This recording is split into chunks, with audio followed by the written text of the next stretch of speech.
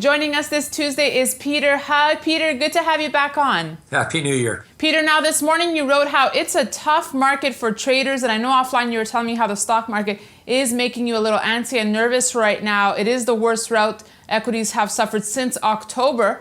How do you see things set up now, Peter? Well, I think some of the stock market drop yesterday was a result of the overexuberance coming into year end. And, that rally we had, sort of the Christmas Santa Claus rally coming into year end. So some profit taking was expected. It was a bit more than I expected yesterday on almost a 400-point drop in the Dow. So the jury's out right now. I want to see if the market acts like it did in 2014, and any drop of 3 to 7% is met with buying. And then we put in a new high. So the jury's still out. The market today has stabilized. Well, we'll see how it closes. But I think there is some genuine worry out there now on a global basis, coming out of the European side, the slowdown in Japan, and sort of the meager growth out of China. Some of this is starting to play out into the macro picture, and I think that's what caught some traders off guard yesterday when the market opened with oil down under 50, the U.S. dollar at 9-year highs, and instead of gold taking it on the chin, it rallied and continues its rally today. And the euro is at a 9-year low, and we'll get to that in a second, Peter. But do you think this equity play here is impacting gold directly? I do. I mean, if you recall, over the past month or so, when we were negative the metals on the basis of headwinds coming up into the first part of 2015, where we expected a stronger dollar. So that part of our scenario played out. The caveat was that we needed to be mindful of the valuations in the equity markets, not only in the U.S. but globally as well. And any give back on those markets, which we certainly experienced yesterday, would have suggested to me that there would have been some capital reallocation into safe haven plays, and I think that's what came about yesterday. Some of that money moving out of the equity market, really having no other place to go with interest rates at zero, and this morning the 10-year U.S. bond breaching 2% on a yield basis. Some of that money's got to find some place to go, and it went into the metals in a market that, from a macro perspective, was short, and I think that's why you saw that spike yesterday and a continued strength today. And I think it's important to re-stress that news, Peter, that bond yields fell below 2% in a flight to safety bid. It's important when talking gold to look at these facts. Absolutely, and then you add some of the geopolitical risks, with potentially Greece having their election coming up within the next couple of weeks. I don't think it's that big of a deal if Greece leaves the EU. It's more, if they do, is it a contagion effect on other countries such as Spain and Portugal?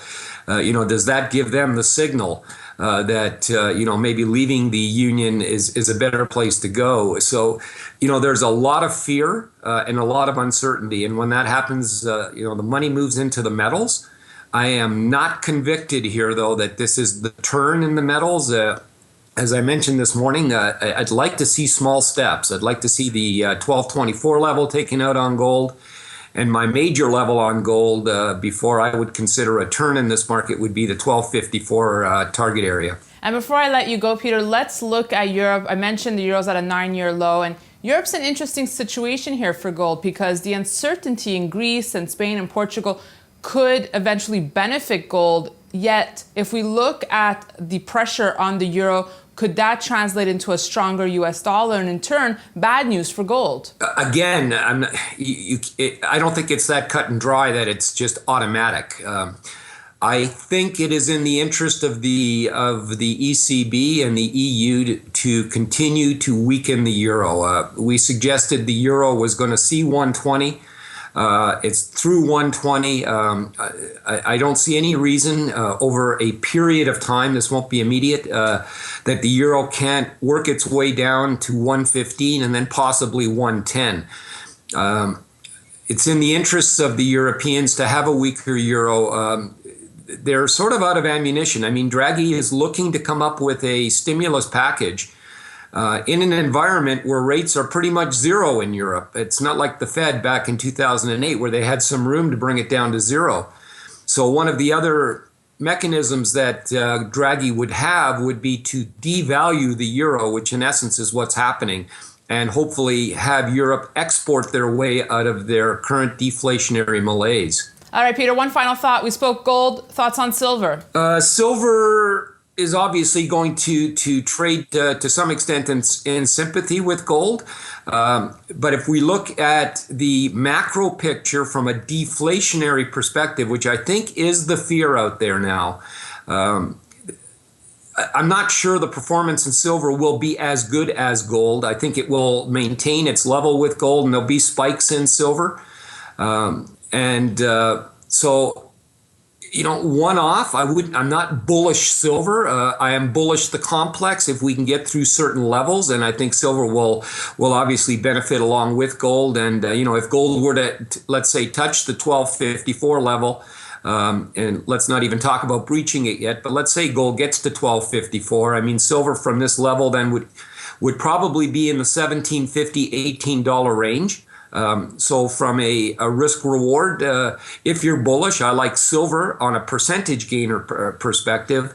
But overall, I'm still cautious these metals. I mean, if there is some stability in the equity markets and the US dollar stabilizes and just sort of creeps stronger against the euro and oil doesn't totally collapse, I would suspect that, the metals still have some headwinds ahead of them in the first quarter of 2015. All right, Peter, that's all the time we have today. Thanks so much for joining us. We'll see you next week. Okay, nice to see you again.